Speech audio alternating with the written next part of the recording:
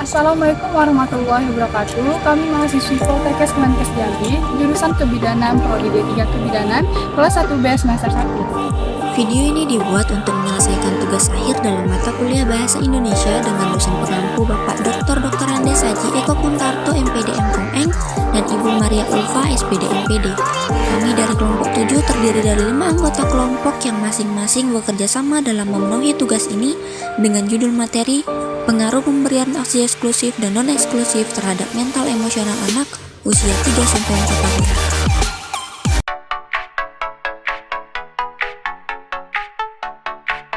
Sebelum kami masuk ke pembahasan lebih lanjut, izinkanlah kami memperkenalkan diri terlebih dahulu.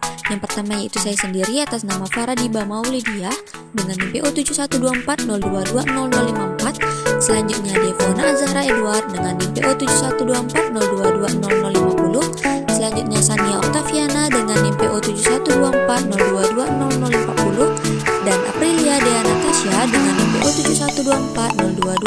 7124022048. Terakhir Cindy Nadila dengan NIM PO 7124022051. Baiklah, kami dari kelompok 7 akan menyajikan materi dengan judul pengaruh pemberian ASI eksklusif dan non-eksklusif terhadap mental emosional anak usia 3-4 tahun. ASI merupakan makanan terbaik yang mengandung semua unsur zat gizi yang dibutuhkan bayi usia 0-6 bulan. ASI juga mengandung zat kekebalan yang akan melindungi bayi dari berbagai penyakit infeksi, bakteri, virus, dan jamur. ASI dapat mempengaruhi tumbuh kembang bayi termasuk perkembangan mental emosional melalui kelekatan yang terbentuk lewat menyusui. Kondisi mental emosional pada usia dini dapat mempengaruhi periode perkembangan anak pada tahap selanjutnya. Anak dengan mental emosional yang baik pada usia dini akan mengalami perkembangan yang positif pada tahap berikutnya, dan pada akhirnya mereka akan menjadi generasi penerus bangsa yang sehat secara mental dan emosional. Sebaliknya, anak usia dini yang terganggu perkembangan mental dan emosionalnya merupakan tanda awal kejahatan pada usia remaja seperti mengkonsumsi alkohol, kecanduan nikotin, penyalahgunaan zat, pelanggaran hukum, dan perilaku seks bebas.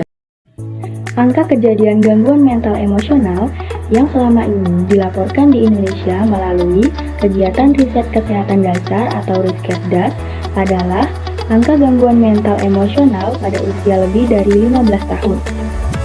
Kenyataan yang terjadi saat ini, tanda-tanda munculnya gangguan mental emosional seperti yang pertama, memiliki perilaku antisosial, yang kedua lebih agresif, dan yang ketiga memiliki hubungan yang buruk dengan teman.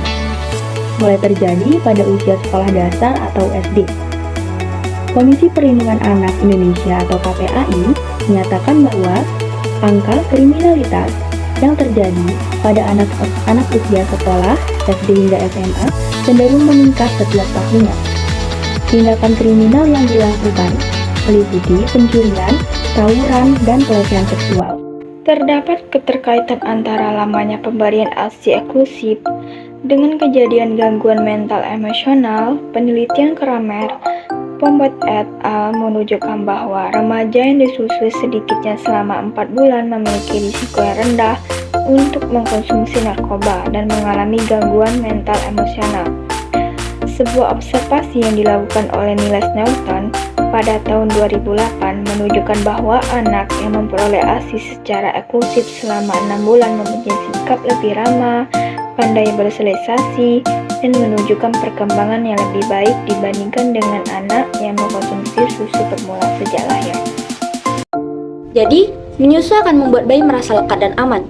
Rasa aman yang dimiliki bayi pada tahun pertama dan kedua kehidupan akan mempengaruhi perkembangan tahap selanjutnya termasuk perkembangan mental emosional anak. Penelitian yang dilakukan oleh Carlos Stroh et al. Pada tahun 2004 diperoleh hasil bahwa bayi yang memiliki kelekatan yang baik akan menjadi lebih kompeten secara emosional pada usia 4 tahun dibandingkan dengan bayi lain yang memiliki kelekatan kurang baik. Pemberian ASI, pengetahuan ibu, sikap ibu, dan tingkat pendidikan ibu merupakan faktor yang berpengaruh terhadap mental emosional anak. Pemberian ASI merupakan variabel yang paling berpengaruh terhadap mental emosional anak setelah dikontrol oleh pengetahuan ibu, sikap ibu, tingkat pendidikan ibu, dan berat badan lahir.